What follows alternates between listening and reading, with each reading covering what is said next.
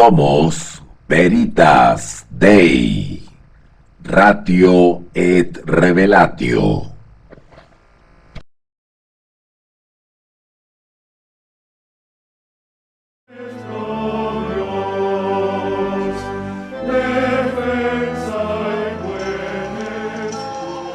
Odiado y respetado, denigrado y defendido, con igual pasión en su época y en los siglos posteriores.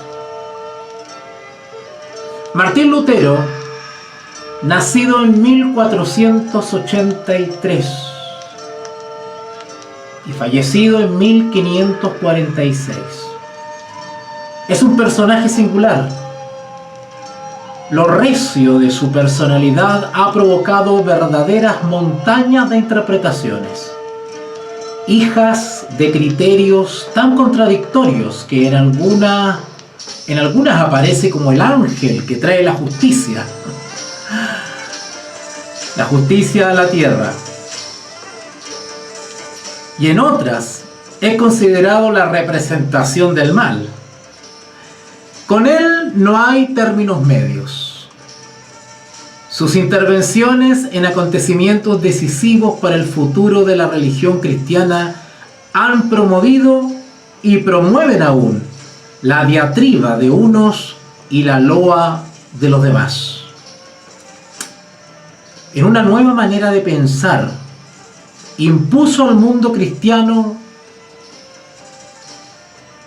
esta nueva visión, una forma descarnada de sentir y practicar la religión, y a la vez una peculiar expresión de la rebeldía. Estoy leyendo la contratapa del libro Martín Lutero, Un destino, de el histórico escritor Lucien Febvre. Este autor, y acá tengo el librito, este autor, al descubrir al monje Agustino en su plenitud, lo sitúa en su tiempo, ante los problemas sociales, políticos y religiosos en que le tocó actuar.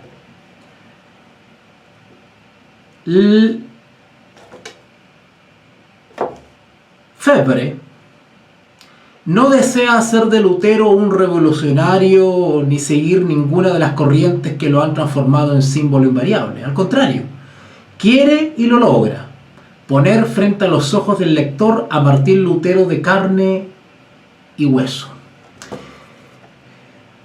Quiero contarles un poquito sobre este libro que estoy leyendo como buen investigador de años sobre la figura histórica o legado de Martín Lutero. Pues me he dado la tarea de profundizar un poquito y llegó a mis manos este libro de Lucien Febvre. ¿Cuál es la novedad de este libro? Porque hay miles y miles de libros que hacen referencia a algún aspecto de Martín Lutero. Pero lo interesante de este libro es que este es un libro antiguo. Bueno, esta es una edición moderna, pero digamos que ha sido republicado este libro de Lucien Febvre, que es un libro antiguo. O sea, estamos hablando de un libro que fue escrito por allá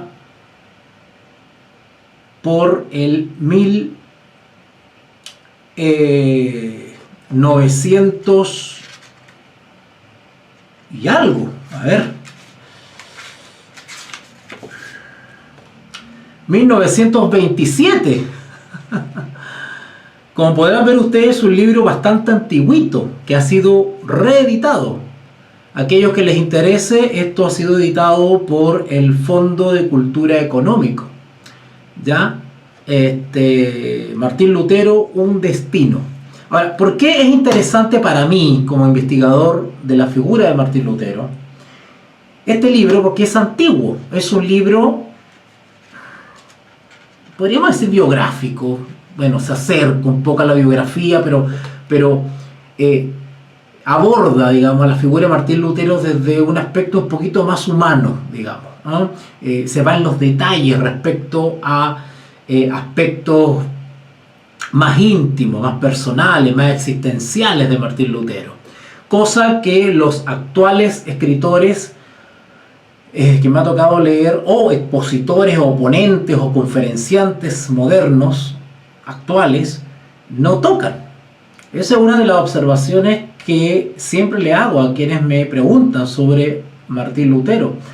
Pues se podría también decir que es una crítica que hago a los actuales expositores oponentes sobre la figura de Martín Lutero. Dije ponentes, no oponentes, ¿ok? Y mis observaciones van por lo siguiente, pero antes de ir a las observaciones, quiero terminar de decirles por qué para mí es importante este libro. Primero, con un libro antiguo. Estamos hablando, como les dije, de 1927, que fue la primera edición en este libro en francés.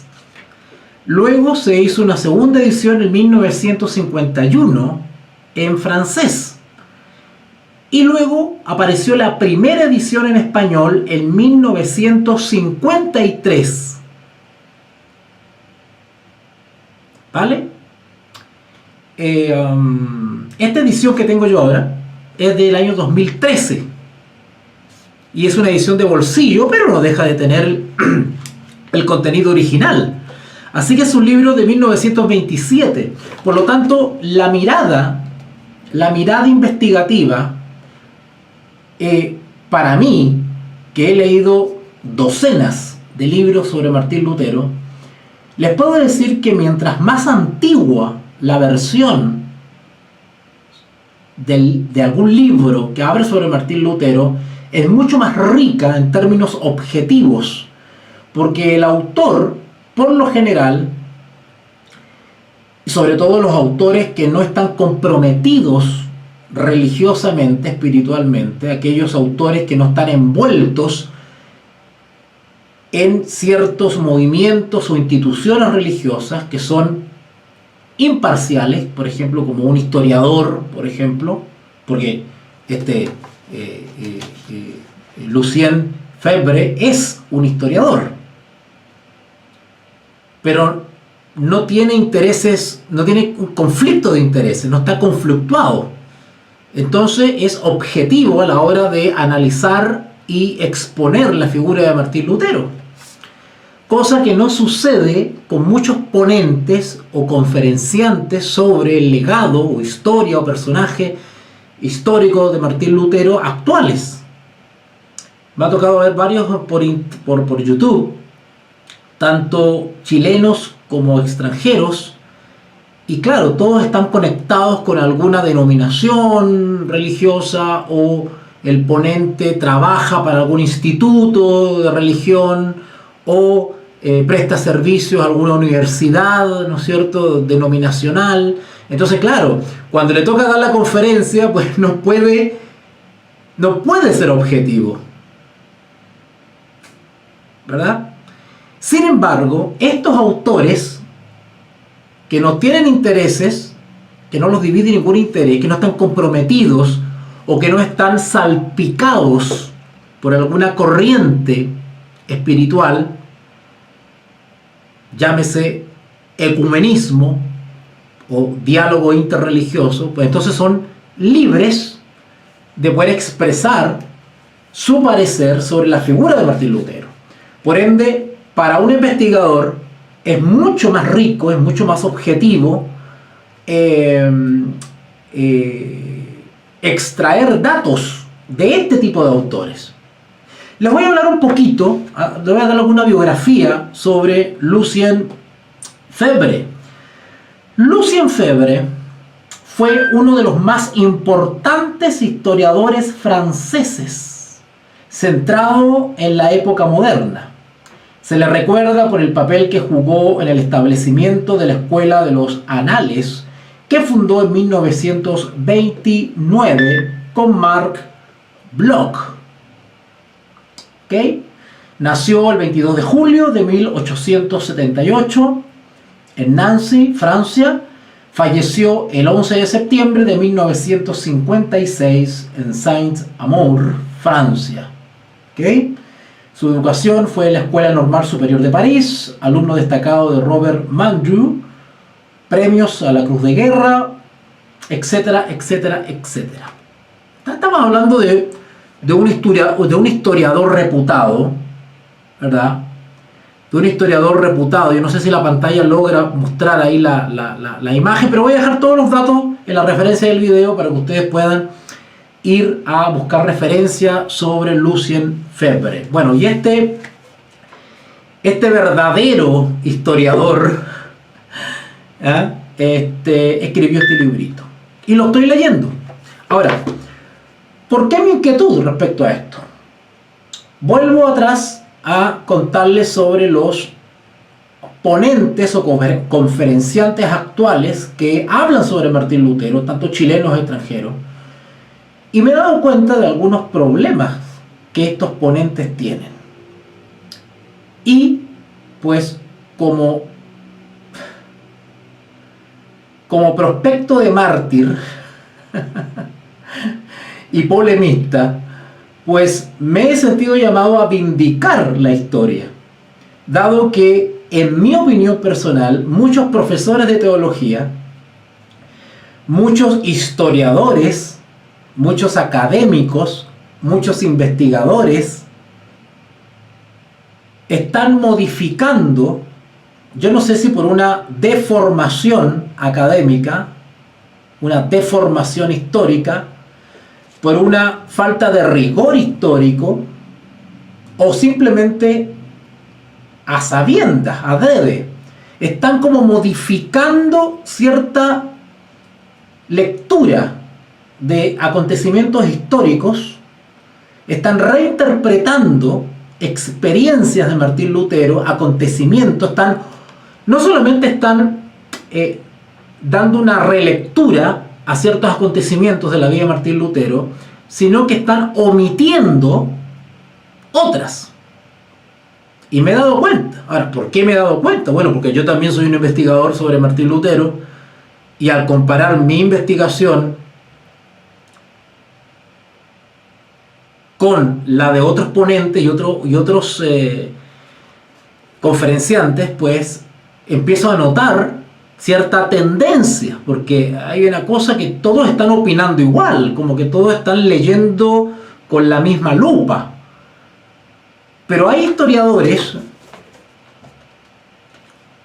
antiguos que han escrito también sobre Martín Lutero y están diciendo cosas que no se condicen con lo que están diciendo los actuales conferenciantes sobre Martín Lutero. Así que me he dado la tarea de reinvestigar, analizar algunos puntos que me han llamado la atención y que no cuajan, no están calzando. Y me parece peligroso culturalmente, académicamente, informativamente, éticamente y moralmente faltar a la verdad, ya sea por modificación, alteración de los hechos u omisión de los hechos. Así que pretendo plantearles mi tesis, mi teoría, respecto a acontecimientos históricos que tienen que ver con Martín Lutero y que me parece que se está mal informando, se está desinformando. Así que voy a intentar grabar 3 o 4 videos, por lo menos teóricamente es lo que tengo pensado hacer, 3 o 4 videos tocando algunos puntos que me parecen importantes y que hay que vindicar históricamente, y con esto pretendo contradecir a los actuales ponentes y conferenciantes sobre Martín Lutero, que me parece, sobre todo en Chile, que están faltando a la verdad. Vuelvo a repetir, no estoy atribuyendo dolo, mala intención a estos expositores, pero no descarto ninguna opción, ¿vale? Ninguna posibilidad, ¿ok? simplemente estoy siendo objetivo, he escuchado sus ponencias, no me calza, no me cuadra con lo que otros historiadores reputados, antiguos, históricos, están diciendo y han dicho. Están diciendo porque siguen vivos estos historiadores con sus libros, pero dijeron, ¿no es cierto?, cosas bastante interesantes y que no tienen nada que ver con lo que están diciendo los ponentes actuales. ¿Por qué le digo esto? Porque recuerdo haber participado de varios diplomados, cursos y conferencias sobre Martín Lutero.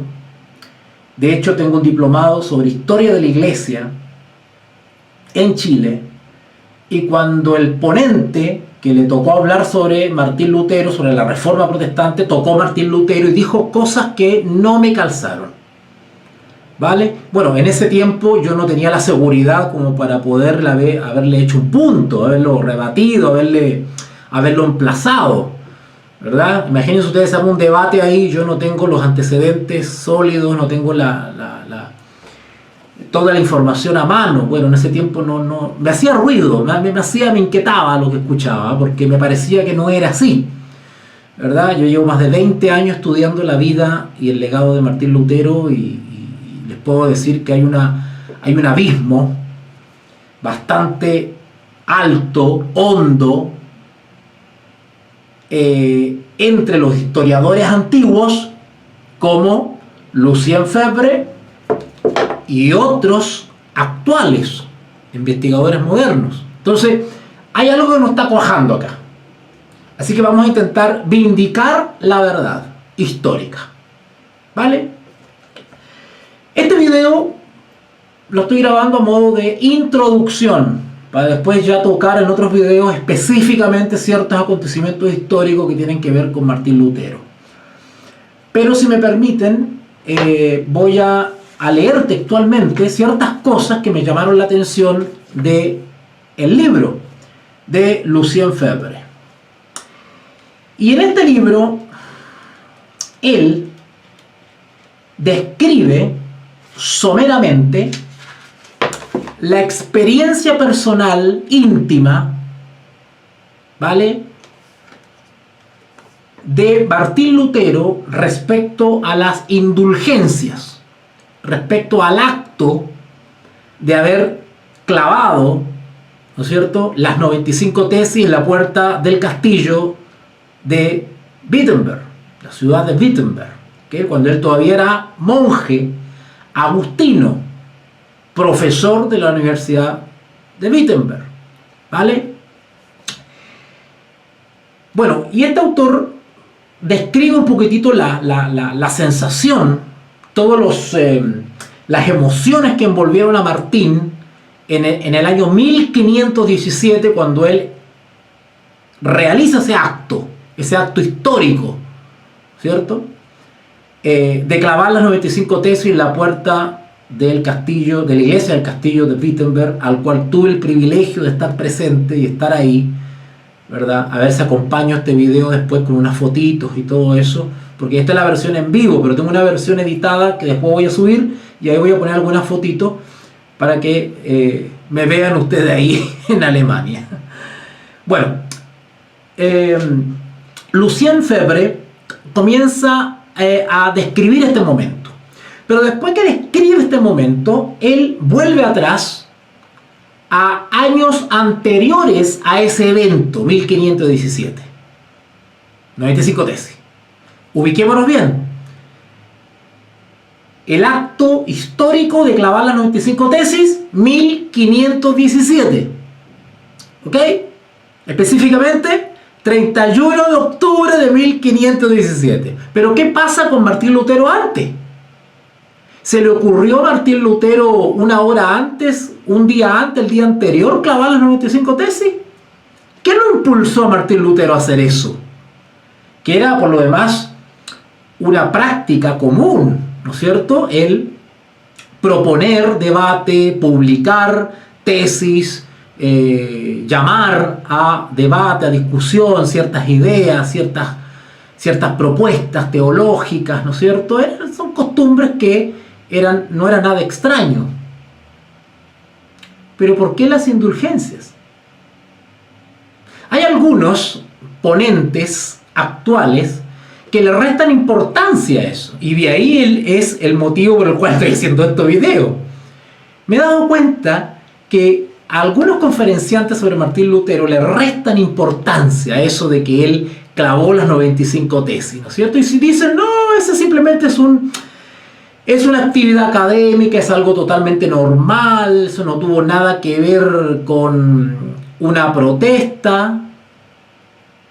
Claro, porque la tendencia de los ponentes modernos es restarle notoriedad o peso o desentender ese acto histórico como un acto de protesta. Entonces, yo he escuchado que dicen, no, ese fue simplemente un acto, un hecho absolutamente normal y cotidiano. Eso se hacía para incentivar los debates universitarios, ¿no es cierto? Y como que le bajan el perfil al acto fundamental y esencial de que lo que hizo Martín Lutero fue una protesta. Y esta es la raíz de mi tesis. Porque si desde el punto de vista emocional, si desde el punto de vista intencional, si desde el punto de vista teológico, si desde el punto de vista doctrinal, ese acto de haber clavado las 95 tesis dentro del contexto de una práctica habitual, yo no estoy negando eso, pero es mucho más profundo, o sea, ese acto contiene un motivo mucho más profundo que simplemente clavar en la puerta del castillo, de la iglesia del castillo, una propuesta teológica para debatir en términos académicos, universitarios. Es mucho más profundo que eso. Entonces algunos ponentes le restan esa importancia y yo quiero vindicarla. Lo que hizo Martín Lutero fue un acto de protesta, fue un hecho manifiesto para comunicar una protesta, fue una protesta teológica. Y desde esta base se desenvuelven un montón de otras o varias otras aristas sobre esta situación. Porque los ponentes y conferenciantes actuales tienen la tendencia a abordar la figura de Martín Lutero desde el punto de vista histórico. Y no está mal, yo también lo hago. Pero dejan de lado, y vuelvo a repetir, no estoy atribuyendo malas intenciones, mala fe, dolo a los actuales ponentes y conferenciantes sobre Martín Lutero, pero da para pensar. Ellos en sus ponencias, en sus conferencias, suprimen notoriamente el aspecto espiritual, el aspecto sobrenatural de la irrupción de Martín Lutero en la historia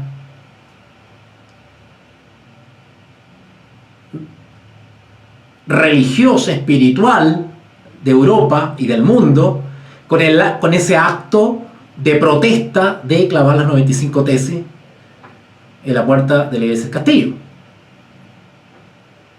Así que voy a intentar con estos comentarios y estos videos reivindicar la tesis de que el acto histórico de clavar las 95 tesis fue un acto de protesta. Fue el puntapié inicial para formal de la protesta. Una protesta religiosa. ¿Vale? Otra cosa que también rehuyen los ponentes actuales es que esto fue una protesta no contra unas cuantas doctrinas o específicamente contra las indulgencias.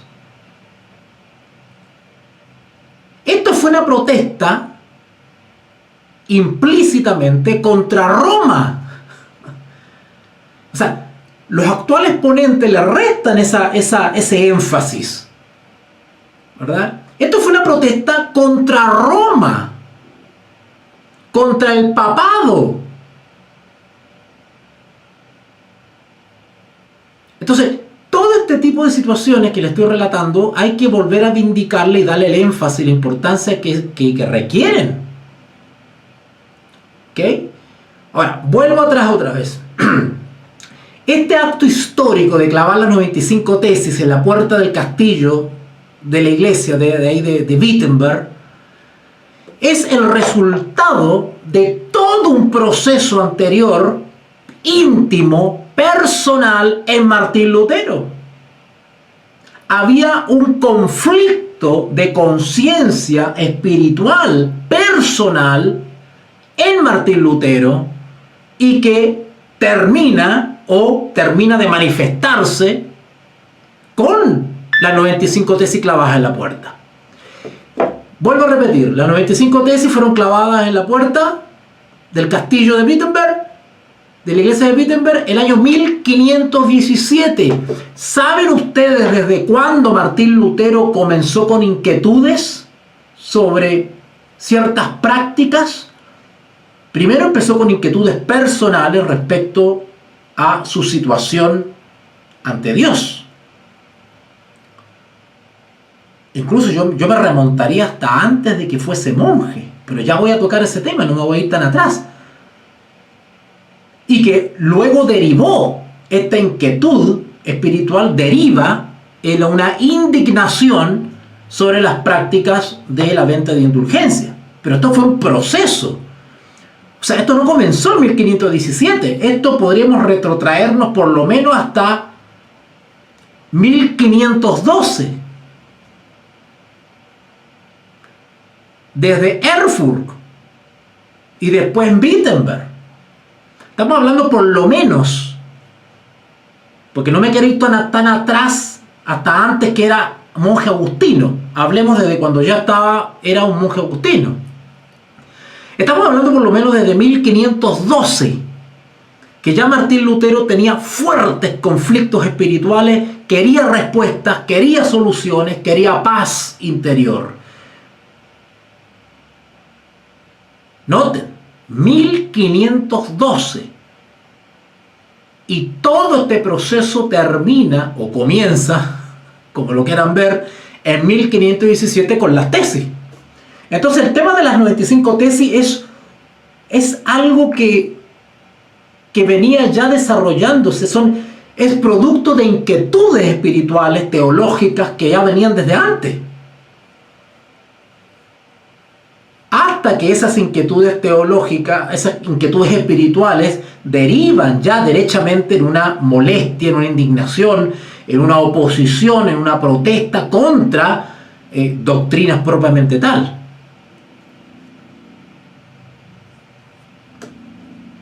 Ahora es difícil entrar en la mente de Martín Lutero, en la psicología de Martín Lutero, porque podríamos especular y podríamos empezar a decir, bueno, él seguramente ya estaba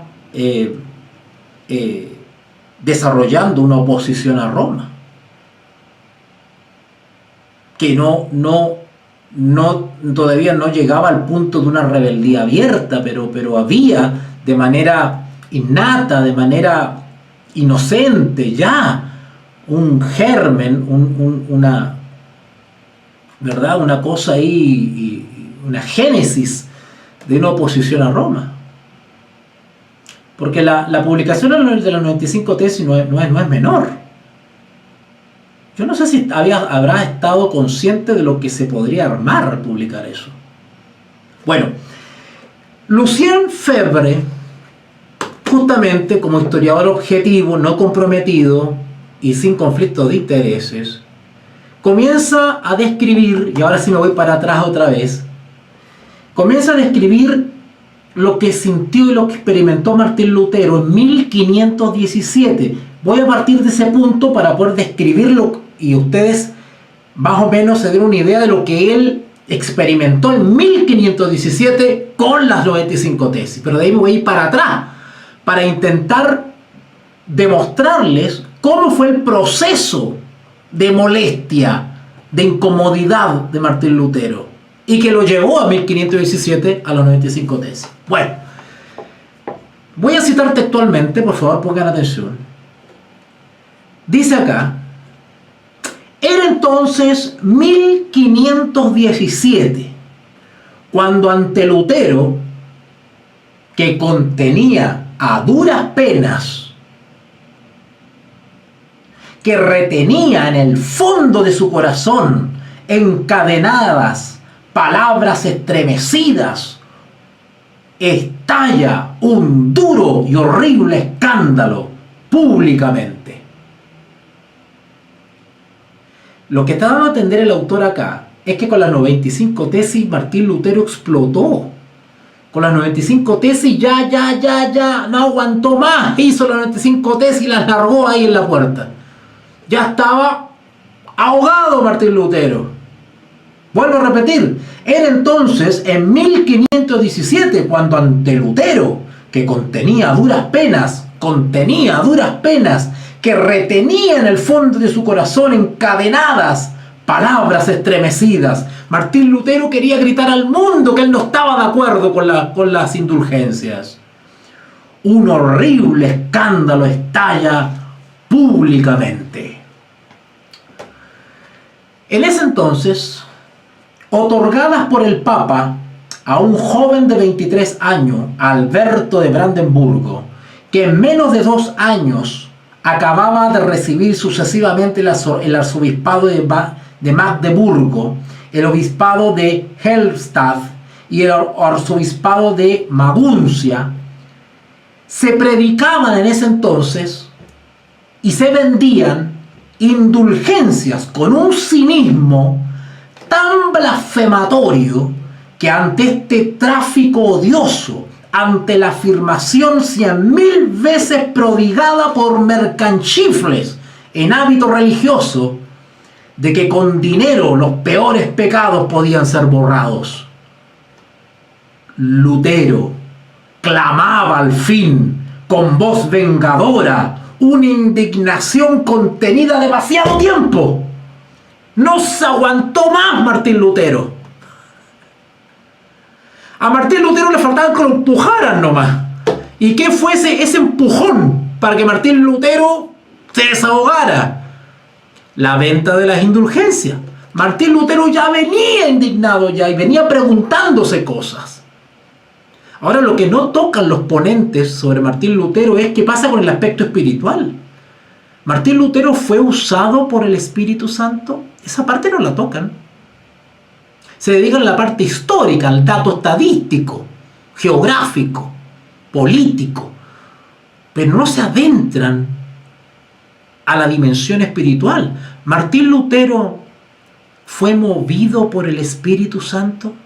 ¿Fue inquietado en su conciencia por el Espíritu Santo para en algún momento cobrar fuerza y levantarse y ser una voz disruptiva?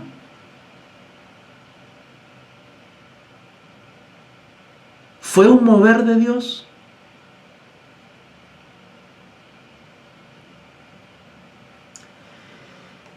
De uno a otro extremo, de una Alemania saturada de abusos, asqueada de venganzas, excesiva de escándalos, la palabra de Lutero, ardiente, resonaba con furia.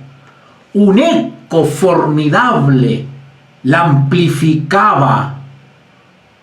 En algunos días, en algunas semanas, el agustino rebelde se convertía en una potencia. Reanudaba para hacerla desembocar en un furioso impulso. La obra abortada de los grandes concilios reformadores volvía también a tomar para darle su conclusión necesaria. Yo quiero aclarar algo acá. No es que Martín Lutero haya sido el reformador. Anterior a Martín Lutero hubieron otros valientes que también se levantaron, pero no con la fuerza. No las condiciones quizás no favorecieron, no acompañaron la voz disidente de algunos reformadores. Por lo tanto, no tuvieron la trascendencia que sí tuvo Lutero. Quizás faltaba que se levantara una voz en el momento indicado. Histórico, social, político, económico, religioso, indicado. Pero ya se escuchaban voces antes de Martín Lutero. Acá la autora hace referencia a asambleas de otros reformadores, pero que no tuvieron la fuerza, la violencia, la radicalidad que tuvo el movimiento de Lutero. ¿Por qué? Y eso es algo histórico. Dios cuando quiere, y esta es mi tesis, Dios cuando quiere provocar grandes cambios al punto que modifican la historia, Él se place de usar personas, seres humanos, sus instrumentos, que estén dispuestos a realizar y ser usados para una obra radical. No va a usar a personas diplomáticas, contemporizadoras, muy dialogantes, muy protocolares, que no digo que sea malo, pero cuando Dios quiere provocar un cambio radical al punto que modifique la historia del ser humano, Dios se vale de instrumentos humanos radicales, dispuestos a morir, que actúen en conciencia. ¿Vale?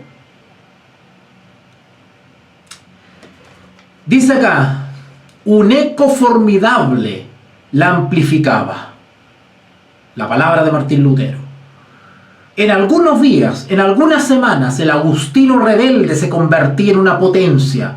Reanudaba, noten, reanudaba la palabra de Martín Lutero, la irrupción de Martín Lutero, reanudaba para hacerla desembocar en un furioso impulso la obra abortada de los grandes concilios reformadores del pasado. Volvía también a tomar para darle su conclusión necesaria. Es como que Martín Lutero toma la bandera caída y la vuelve a alzar. Los anhelos de los intelectuales clarividentes, pero timoratos, que parecían inspirados hasta entonces por un Erasmo de Rotterdam, y que pretendían, mediante el culto bienhechor de las letras humanas, que unos cuantos escogidos se liberaran de todas las barbaries, de todas las tutelas de una escolástica y de una teología degeneradas. Lutero proclamaba ante las multitudes revueltas 1517 la formidable alegría, noten ahora la experiencia de Lutero,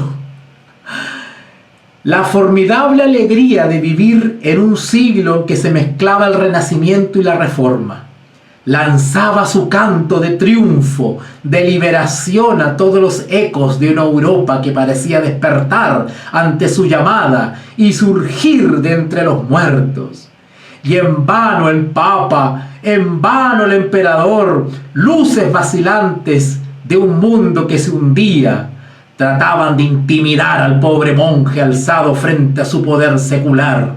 En la Dieta de Worms, el jueves 18 de abril de 1521, lo que Lutero, al resplandor de las antorchas en la gran sala abarrotada de una multitud cuyo aliento sentía en el rostro, afirmaba de pie frente al César germánico, frente al legado del pontífice romano, con una voz que sus angustias hacían aún más patética, no era solamente la decadencia de un papado usurpador y degenerado, eran más bien los derechos imprescriptibles de la conciencia individual.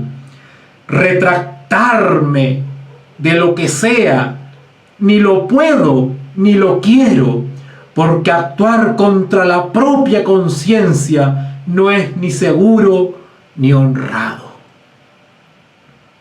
ese período marcó la historia religiosa de Europa y el mundo hasta el día de hoy. Noten, el autor hace referencia a ese episodio de 1517, la protesta o el acto de protesta de las 95 tesis, hasta 1521, cuando Lutero fue llamado a la dieta de Worms, donde pronunció esas famosas palabras, ¿se acuerdan? No quiero ni puedo retractarme porque actuar contra la conciencia no es seguro, ni honrado, ni honesto, dicen otras versiones. ¿Ok?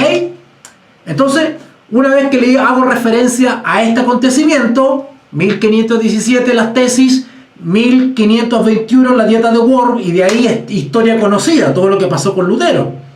Pero vámonos un poquito más atrás. ¿Dónde nace este asunto? ¿O cómo se desarrolla? ¿Cómo se le ocurrió a Martín Lutero esto? ¿Por qué terminó en las tesis? Bueno, el autor hace un repaso histórico anterior a 1517, tratando de investigar cómo fue que Martín Lutero terminó clavando los 95 tesis. Y para eso el autor plantea, y estoy muy de acuerdo con él porque es muy sabio lo que él hizo, que a investigar los antecedentes intelectuales, las influencias espirituales, teológicas, que formaron a Martín Lutero. Para poder entender por qué Martín Lutero terminó como terminó e hizo lo que hizo, bueno, tenemos que buscar los antecedentes, cómo se formó, con qué ideas, qué influencia recibió. Y bueno, el autor hace referencia a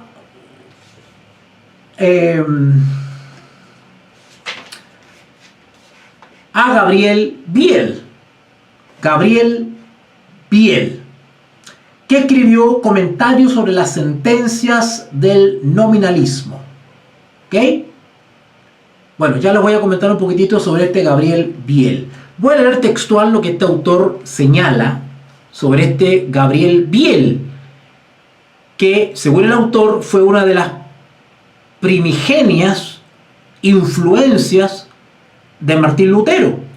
Y cómo de Gabriel Biel, Martín Lutero recibió una especie de golpe de gracia por parte de Staupitz. ¿Ok? De Staupitz. Ya voy a explicar ya quién fue Staupitz. Y de ahí comienza el cambio y comienza Lutero a ver luces. Y ahí vamos a empezar a entender por qué el Lutero de 1517. Dice así: esta es la cuestión. Un hombre vive en el siglo, hablando de Lutero, lleva un fardo demasiado pesado, tiene el alma inquieta. Estamos hablando, más o menos, si no me equivoco, 1512. Todavía no llegan las indulgencias, 1517, estamos para atrás, 1512. Esta es la cuestión. Un hombre vive en el siglo, lleva un fardo demasiado pesado, tiene el alma inquieta, tiene mala conciencia. No es que sea desalmado, perverso o malvado, pero siente que hormiguean y reptan en los bajos fondos de su alma tantos deseos sospechosos, tantas tentaciones penosas, tantos vicios en potencia y complacencias secretas, que desespera de sí mismo y de su salvación. La pureza absoluta, la que sería precioso tener para osar tan solo presentarse ante Dios, es tan lejana, tan inaccesible. Martín Lutero tenía una lucha interior, y era que Martín Lutero no lograba conocer la naturaleza de Dios, el carácter de Dios. Tenía miedo a no ser aceptado por Dios, a no ser salvo, a no tener los méritos suficientes para ser acepto ante Dios y salvo. Había una lucha interior fuertísima en Martín Lutero. ¿Dónde estaba pues ese sentimiento de renegación, de purificación que tantos religiosos habían descrito en tantos textos célebres y que les hacía comparar la entrada de las órdenes a un segundo bautismo? El experimento para Lutero no era sino demasiado probatorio. La vida monástica no bastaba para darle la paz. Martín Lutero leía y miraba los testimonios de esos grandes íconos, de los monjes, de los consagrados, los célebres santos, y él decía, pero ¿cómo lo hicieron ellos? ¿Por qué ellos alcanzaron esa cúspide de santidad y yo no puedo? Decía Martín Lutero. ¿Será el camino del monaquismo, de la vida monástica, la vía para alcanzar la pureza y la santidad? Martín Lutero se hacía esas preguntas. Sigue diciendo el autor. Martín Lutero comenzó a leer a este Gabriel Biel y dice acá, lo que leía era sobre todo el comentario sobre las sentencias del nominalista Gabriel Biel, fallecido en 1495, poquito antes. Gabriel Biel, fue el introductor principal del ocamismo en Alemania. ¿Okay?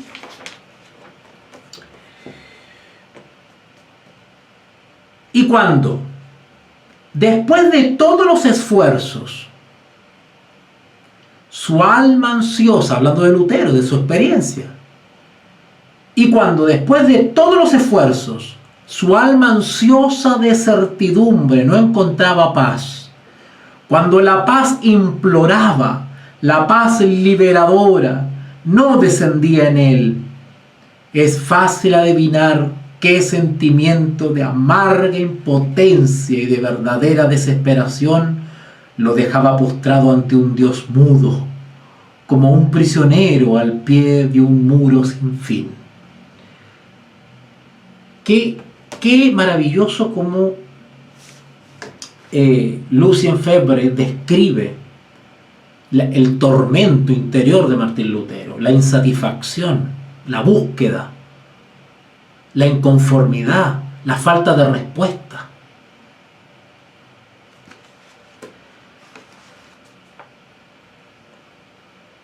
El problema de Lutero, dice el autor, no tenía que ver con doctrinas. Martín Lutero era un hijo obediente del romanismo. Martín Lutero hasta ese entonces no tenía problemas doctrinales, él aceptaba la doctrina de la iglesia. Era un obediente y fiel, leal hijo de la iglesia. El problema de Lutero no pasaba por un tema doctrinal. Martín Lutero en ese momento no se había levantado contra las doctrinas de la iglesia. No había desarrollado esa oposición a las doctrinas de la iglesia. El problema de Martín Lutero era otro. El conflicto interno de Martín Lutero tenía que ver con lo espiritual, no con lo doctrinal. Noten cómo nace Martín Lutero, el Martín Lutero histórico. Dice el autor, no era de doctrina, sino de vida espiritual, de paz interior, de certidumbre liberadora. Eso es lo que buscaba Martín Lutero. Martín Lutero no estaba en búsqueda de la verdad doctrinal. Martín Lutero estaba en busca de la verdad espiritual. Él quería paz en su corazón. De quietud en Dios. De eso él estaba ávido, apasionadamente en esa búsqueda. La enseñanza que le dispensaban, la tomaba tal como se la daban. Él no cuestionaba la enseñanza de la iglesia. Él se la daban y él la aceptaba. Asimilaba de ello todo lo que convenía a su temperamento, pero rechazaba el resto. Ojo. rechazaba al resto violentamente.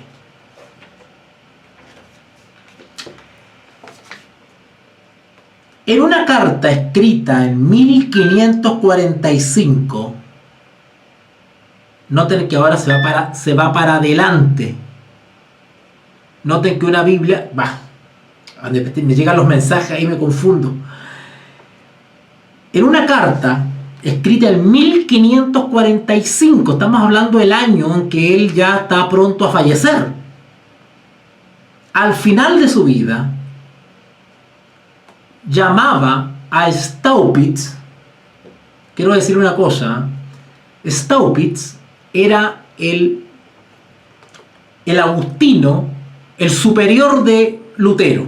Era como el agustino, era como el prefecto encargado de la orden agustina en la región.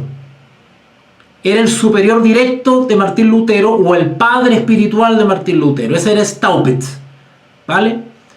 Entonces, ¿qué sucedió? Voy a resumir un poquitito, porque ya se me está pasando la hora. Él leía la doctrina o la idea de Gabriel Biel. Y en resumidas cuentas, Gabriel Biel lo que enseñaba era la búsqueda o la realización de méritos o de buenas obras, y que de esa manera, pues así yo me recomendaba ante Dios y se producía una supuesta experiencia espiritual que me ponía en armonía con la ley de Dios. ¿Vale? En otras palabras, Gabriel Biel lo que enseñaba era la justificación por las obras. Y Martín Lutero perseveraba en esa línea. Entonces ustedes se podrán imaginar que Martín Lutero chocaba contra la pared. Hasta que, como su superior Staupitz, testigo de esa lucha interior de Martín Lutero, un día, bueno, a esto es lo que apunto yo, lo espiritual. ¿Habrá sido usado por Dios Staupitz como instrumento para ayudar a Martín Lutero a que saliese de ese callejón y comenzara a tomar otra vía? ¿No lo habrá empujado por providencia del Señor, por voluntades de Dios, para que Martín Lutero comenzara a ver las cosas de otra manera o tomara otro rumbo?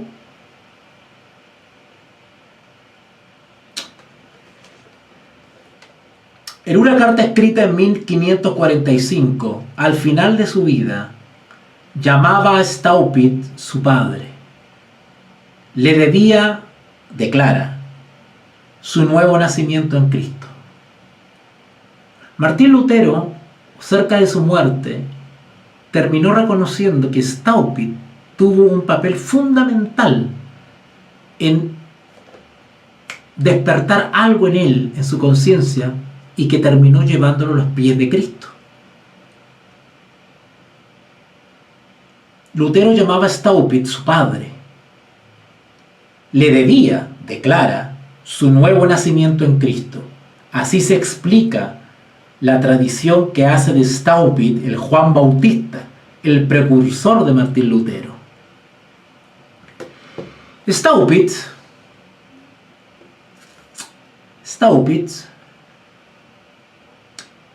que tenía bastante poco tiempo, porque al ser una especie de prefecto encargado de la orden religiosa agustina, pues se imaginarán ustedes que tenía muchas cosas que hacer. Pero en ese poco tiempo que a veces tenía para Lutero, sucedió algo.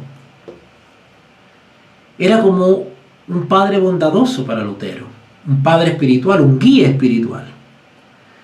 En el tiempo bastante corto que el visitador de los agustinos, porque Staupitz ha sido una especie como de supervisor de los conventos y lugares donde estaban los hermanos agustinos, pudo dedicar a Lutero lo que llevó al joven religioso, cuya ardiente piedad y calidad espiritual les apreciaba. O sea, Staupitz apreciaba la disciplina, el compromiso, la lealtad de Martín Lutero, la calidad espiritual de Martín Lutero, le llamaba la atención a Staupitz. Y Staupitz siempre tuvo palabras de bondad, de cariño, paternales hacia Martín Lutero. Fue ante todo un consuelo espiritual y moral. Staupitz le enseñó a no dejarse invadir y torturar por la obsesión del pecado, por el temor perpetuo que podía fácilmente hacerse enfermizo, de apartar la gracia en el momento de recibirla, o de perderla inmediatamente después de haberla recibido. Martín Lutero dudaba de su salvación, dudaba del perdón, se confesaba por horas y después volvía a caer en la duda. ¿Habré sido perdonado? ¿Me salvaré? Y Staupitz lo consolaba en ese sentido y le decía que no se dejase invadir y torturar por la obsesión del pecado, por el temor perpetuo que podía fácilmente hacerse enfermizo, de apartar la gracia en el momento de recibirla o de perderla inmediatamente después de haberla recibido.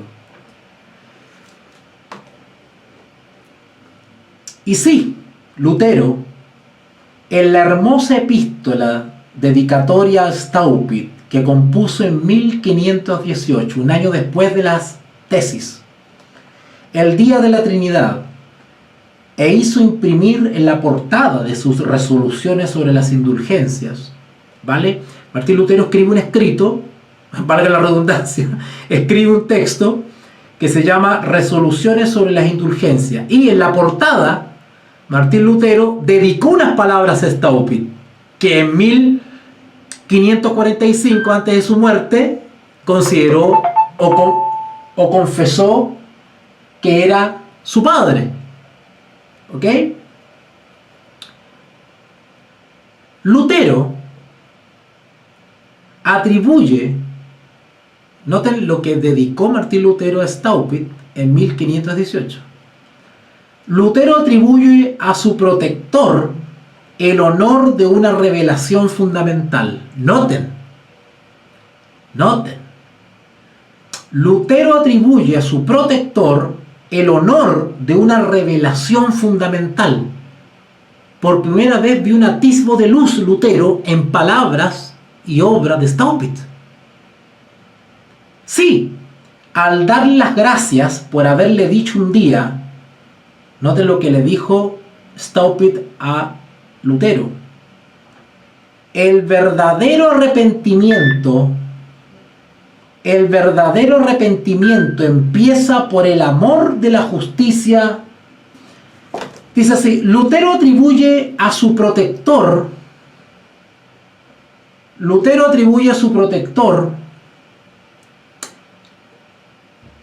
el honor de una revelación fundamental.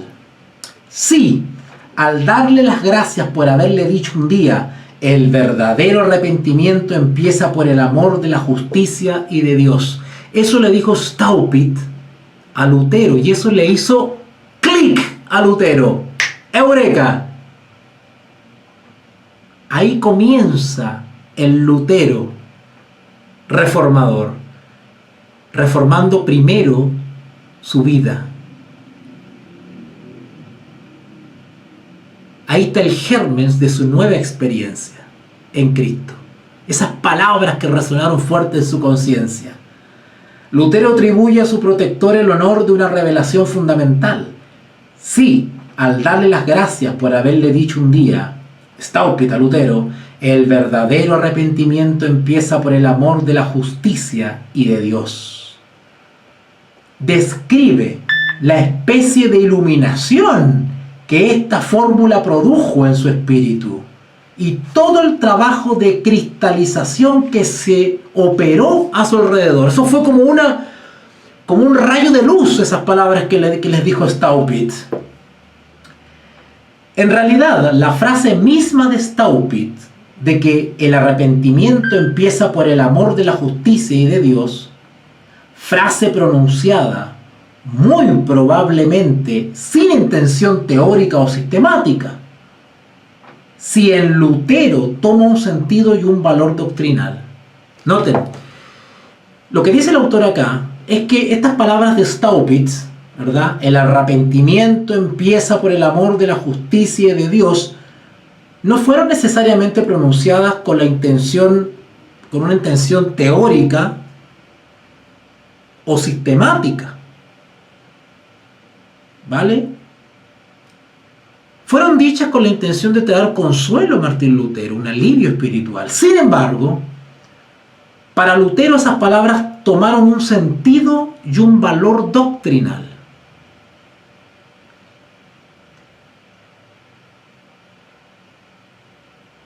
Es porque despertó en él, en Lutero, todo un mundo de pensamientos que le eran familiares desde hacía tiempo y que Staupitz no sospechaba. Martín Lutero ya tenía una inquietud incubada en su corazón. ¿Habrá sido el Espíritu Santo que lo estaba moviendo para una obra especial? Con ayuda de sus riquezas interiores, Lutero hizo de una fórmula bastante insignificante para cualquier otro que no fuera él, una especie de tesoro lleno de eficacia y de virtud. Esa frase, el arrepentimiento empieza por el amor de la justicia y de Dios.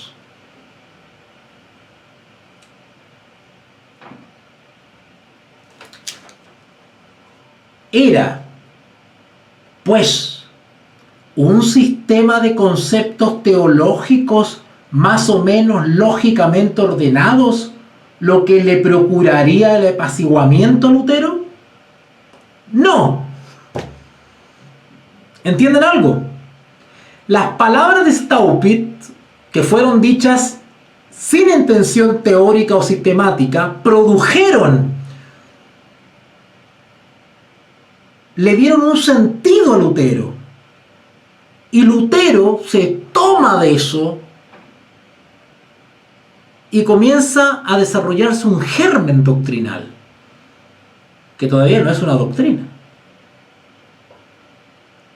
Pero le hizo sentido porque Lutero lo que estaba buscando no era una doctrina, el descubrimiento de una doctrina. Él lo que buscaba era la paz interior y quería respuestas. Era pues un sistema de conceptos teológicos más o menos lógicamente ordenados lo que le procuraría el apaciguamiento a Lutero.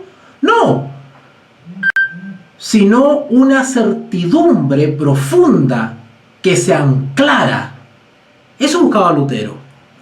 Una certidumbre, una certeza, una seguridad profunda que se anclara. Dicho sea de paso, si usted lee en Hebreos capítulo 11, versículo 1, ahí dice que la fe es la certeza de lo que se espera, la convicción de lo que no se ve. Eso necesitaba entender o experimentar Lutero. Lutero necesitaba una certidumbre profunda que se anclara, que se arraigara cada vez más fuertemente en su corazón. Y solo existía un hombre que pudiera válidamente procurarle esa certidumbre a Lutero. Lutero mismo. Lo que necesitaba Lutero era experimentar él mismo, personalmente, esa paz, esa tranquilidad, esa certeza.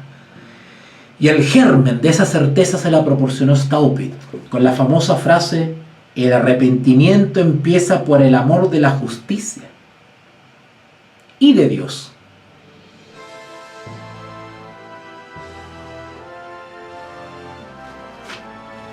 ¿Okay? Bueno, ya ha pasado el tiempo. Espero hacer una segunda parte para seguir desarrollando esta experiencia que llevó a Martín Lutero a las 95 tesis en 1517.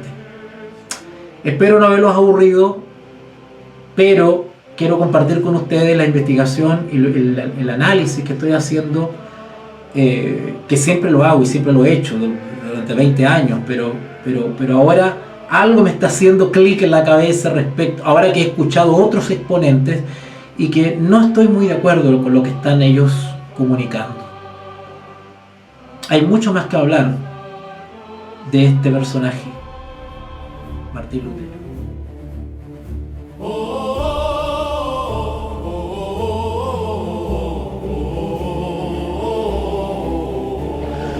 Somos Veritas Dei, Ratio et Revelatio. Fire that breaks within a chosen people, rising grace, united by his saving faith.